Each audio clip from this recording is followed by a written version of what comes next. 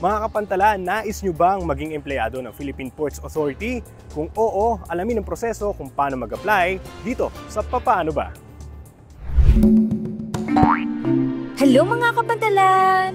Naghahanap ka ba ng trabaho? Kung oo, baka ikaw na ang nahanap na katropa ng Philippine Ports Authority. Upang malaman ang buong detalye, tutok na dito sa Papaano Ba?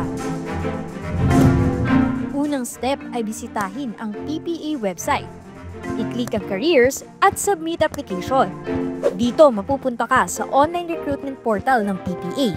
Para sa mga bagong aplikante, i-click ang External at mag-register. Sagutan ang lahat ng impormasyon na kinakailangan.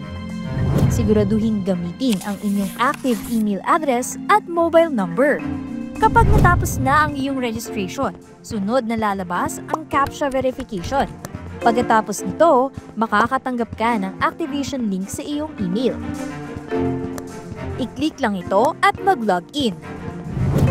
Sa Home tab, makikita mo na ang mga listahan ng bakanting posisyon sa PPA. Click Apply at sagutan ang competency-based questions. Safe and secure din na mag-attach ng inyong mga supporting documents sa Personal Data Sheet tab. Ang dali lang, di ba?